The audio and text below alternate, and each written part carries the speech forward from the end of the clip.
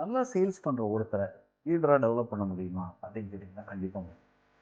சாதாரண சேல்ஸ் மட்டுமே ஃபோக்கஸ் பண்ணுறவங்க, பர்சனல் டிவி மட்டுமே ஃபோக்கஸ் பண்ணுறவங்க, அவங்களுடைய பெர்ஃபார்மன்ஸ் பற்றி மட்டும்தான் ஃபோக்கஸ் பண்ணுவாங்க. ஆனால் லீடர்ஸ் எப்போவுமே டீமுடைய பெர்ஃபார்மன்ஸ் அண்ட் ஆக்டிவிட்டீஸில் ஃபோக்கஸ் பண்ணுறாங்க. அப்போ நல்லா சேல்ஸ் பண்ணுறவங்க என் லீடராக மாற்றணும். அவங்களுடைய டார்கெட்டை சேஞ்ச் பண்ணாதீங்க, அவங்களுடைய ரோலை சேஞ்ச். ஃபஸ்ட்டு அவருக்கு ஒரு புது டீம் மெம்பரை கொடுத்து உங்களை மென்டர் பண்ண சொல்லுங்கள். சின்ன சின்ன மீட்டிங்ஸ் ஹோஸ்ட் பண்ண சொல்லுங்கள். புது டிஸ்ட்ரிபியூட்டர்ஸை ட்ரெயின் பண்ண சொல்லுங்கள். இந்த மாதிரி நீங்கள் அவங்களுடைய ரெஸ்பான்சிபிலிட்டிஸ் மாற்ற மாற்ற அவங்களுடைய ரோல் மாற ஆரம்பிக்கும். எப்போவுமே ரெஸ்பான்சிபிலிட்டி தான் ஃபாஸ்ட்டாக இருக்கும். மோட்டிவேஷனோட ரெஸ்பான்சிபிலிட்டி தான் ஃபாஸ்ட்டாக ஒர்க் பண்ணும். ஸோ அவங்களுடைய ஸ்கோர் கார்டையும் நீங்கள் மாற்றணும். அவங்களுடைய ஸ்கோர் கார்டு, அவங்களுடைய ரிவ்யூவில் வந்து நீங்கள் ஸ்கோர் கார்டு வந்து எதில் ஃபோக்கஸ் பண்ணோம் அப்படின்னா, அவங்களுடைய பர்சனல் பர்ஃபார்மன்ஸில் ஃபோக்கஸ் பண்ணாமல் நீங்கள் ஆக்டிவிட்டியை ஃபோக்கஸ் பண்ணி நீங்கள் ரிவ்யூ பண்ணணும். இது நீங்கள் பண்ண ஆரம்பிச்சிட்டிங்கன்னா உங்களுக்கு லீடர்ஸை கிரியேட் பண்ணலாம்.